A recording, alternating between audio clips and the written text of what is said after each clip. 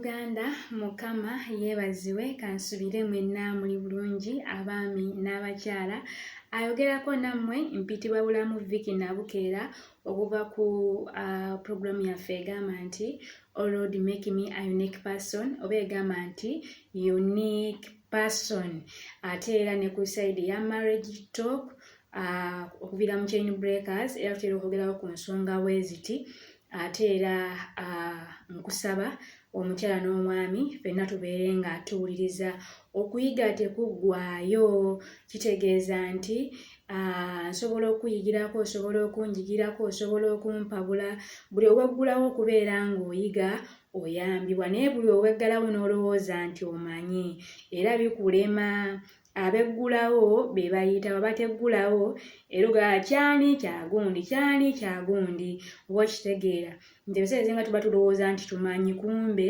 tetumanyi ate ku sayidi ey'abaami ebiseera ebisinga baba tebaagala nnyo okubeera nga naye ate waba akawulidde ewalala osanga kaba kasobola okumuyamba nga si ggwe akamugambye n'okumugamba. Mukama yeebazibwe. Waliwo kati ebintu ebimu ng'abazadde baffe babitugamba tuyinza otabisaako nnyo makulu naye ate singa omala akigamba ogenda ojja kuteekayo okutu kyekyamazima. Waliwo olumu abazadde bagamba akanyuza ga liriririri naye ate omulala bw'akyogerako n'ogamba oba okiraba. So tweggulewo tubeere nga tuyiga. Twali tugenze ka audio akookusatu oba ka video akookusatu kagambye nti nno biki bye nnina okwekuuma singa mba nnyingidde obufumbo. Biki bye mba nnina okwekuuma singa mba nnyingidde mu bufumbo oba nga mpasizza.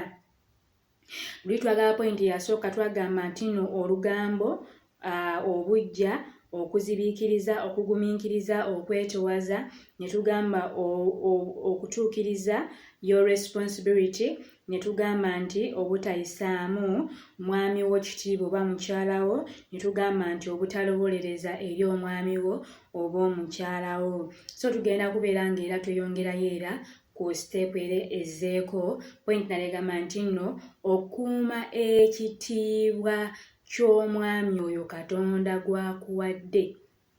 Kitegeeza nituwakana eri mu kubula. Kitegeeza nti buli Katonda waakugattako omuntu ono oba olina okuuma ekitiibwa ekyo Katonda kyakuwa. Egamba nti nno mu Hebrews 13:4 nti okufumbirigwana kwa kitiibwa. Meaning okuba kwa kitiibwa, it is your responsibility gwe ng'omukyala okuuma ekitiibwa ekyo Mukama Katonda kyakuwadde kubanga when you make a slight mistake kigenda laga nti nno tewaliwo kitiibwa ekyo kikulaga nti oli mukyala. So kyokka ate ne gwe bayita omutwe omwami naye alina okuuma ekitiibwa ky'amaka ge kubanga he is the head of the family, yakulira family. Alina responsibility ku mukyala, alina responsibility ku baana. Kyokka ate ono ye Katonda yamusaako ebintu bingi by'alina okubeera ng'akola eri family ye oba eri omukyala ono ng'amulaga nti alina okubeera ng'amwagala kubanga okuuma ekitiibwa bingi by'olina okubeera nga weefiiriza eri omuntu oyo ng'olumu ogenda kuzibiikiriza ku lw'ekitiibwa kya famire ng'olumu ogenda kugumiikiriza byonna ku lw'ekitiibwa kya famire ng'ogenda kumwagala mu bumpimpi kubanga Bayibuli eragira omwami okubeera nga ye akola ki ng'ayagala mukyala we. Mukama yeebazibwe. Ye Bayibuli emulagira kubeera ng'akola ki ng'ayagala mukyala we. Bayibuli egamba nti mu Efeso 5:25 nti abasajja mwagalenga bakazi bammwe era nga Kristo bw'ayagala ekkanisa ne yeewaayo ku lwayo. Katonda waffe ayagala ekkanisa. Kitegeeza nti buli omwami ono wabanga afuuse mwami wo, omwami ono alina okuba ng'akuuma ekitiibwa ky'ekkanisa eya Katonda. Ekkanisa tesookera eri. Waliwo omuti Mukama Katonda gwe yampadde juzi naye neeyawuddeko kaawo kibayita omusumba kyeki nga kiraga nti omusumba nga woolaba endiga nti endiga gwagiraga gy'erina okubeera ng'eraga oba oyagala ogifunamu ky'oyagala nti Bayibega nti Mukama ye musumba wange, Katonda wabeera ye musumba waffe, kitegeeza yatuliidinga tuli baana. Kyokka ate olw'okuba nti musumba n'alonda ate abatukulemberamu awo betwala ng'abasumba abatukulembera, omwe muli n'abaami baffe. Nze ntera gamba nti buli omuntu wafumbirwa manya nti omwami wadde n'abeera nga si musumba nga ndiga ya mu kkanisa aba musumba wo, kubanga yakusumba amaka g'olimu, kyokka n'omukazi wo musumba wo, kubanga mwenna bwe mwesumba obubi musobola okugwa. Osobola okwambala n'onyuma n'ojja mu kyaki naye nga mwasuze mwerereŋŋana, buli omu mwasuze, oli yasuze mu ntebe, oli yasuze eri, nga tewaliiwo laavu. Nga te Mukama agamba nti musooke mutabagane. Kati oba tutabaganye na wa mu nju n'ojja otabaganye n'ow'oku kyaki, oba weerimba, you are pretender. Mukama yeebazibwe.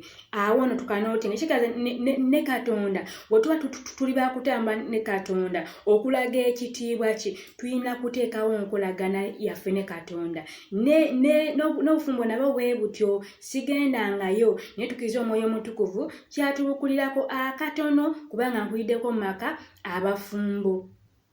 Mukama yeebazibwe nti Katonda ekkanisa yajagala, nti omwami ono omukyala afuuse nga ndigayo, gw'alina omulaga gy'alina okukwata, gw'alina omulaga omuddo omulungi, gw'alina omulaga nti kati beera wano, gw'alina omulaga nti sula wano. Kati eno endiga eno nayo n'eryoka evaamu omuzigo, n'eryoka ekuwa ennyama, n'eryoka ekuwa kubanga ebeera erina ebiriba bino ebyoya babikolamu ebintu eby'enjawulo, n'eryoka ekuwa omuzigo. N'omusumba naye bw'atyo nga kizza ku sayidi eri nti omusumba obeera osumba nga togassa, buli olaba nga tewaliiwo, kubanga tulaba nga bwe bazaala Yesu Kristo bana bajja bagoberera emunyeenye, bajja banoonya Kristo, meaning yalimu ekigasa. Omuntu atoola butoozi nga tebamusabye ebiseera ebisinga. Ne bali bagenda mu nnyumba ya kabaka tebaatoola.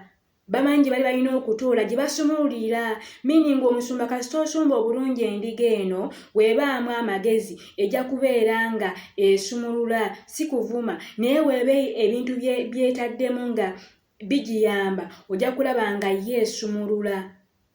Mukama yeebazibwe. N'omukyala ojja mulaba nga yeesumululawo gy'oli ng'aganka neekumira omwami wange, akuuma kitiibwa kyo kubanga omulaze omukwano, omulaze nti ofaayo. N'endiga eno naye efuba okulaba ng'ekugondera. Lwaki? Kubanga oli mukama waayo, era ogolaba nga kikotokawo ekityo omutwe ekiyiga nga kikugoberera, ng'omukyala bw'ati akola ki? Asabumiitinga gy'oli kubanga naawe oli musajja anywedde, si nsonga oli mugagga oba oli mwavu. You can handle this. Kubanga n'omugagga maka gasobola omulema ohandolinga ng'amanyi ssente ze zikola omukwano gwokka. Kasa ateekaweeza okameeza ng'agenda. Kumbe tamanyi ne buno obugambogamba obugira omukyala aba abwetaaga. Abakyala baagalako bawaana.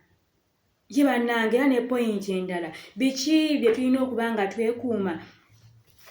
Biki tulina okubeera nga twekuuma singa tuba tuyingidde mu bufumbo? Nti wali tubadde nga twewaana, wali tubadde nga tukola ki? Nga twewaana. Mukama yeebazibwe. Kitegeeza ne wali tugasigala nga twewaana, nga tukyakuuma omutindo ogwo. Ongambeko bannange hani ng'onyumye, bannange my pillow ng'onyumye, my blanket ng'onyumye. Oddemu ompitaho gali amanya, tegakoma eri mu relationship. Kubanga wotagampita, kati ani agenda okugampita? Ani agenda okumpaanako? Ani agenda okunkwatako ku mukono kati? Okitegeera, kati ebintu tuba twayimisinga. In fact ne mu relationship tutaaga obugambo obwo obulungi ate nga mubutegeeza mukyuseemu ne ku mannya bannange, kubanga gwe wakyawa wamuyita simanyi sweetheart. Kati sweetheart ate bane biragamu gagenze gantamanzi, kubanga sweetheart ate libampita ate yankyawa naye yampita nga sweetheart. Kati njiriza ya at least eddala.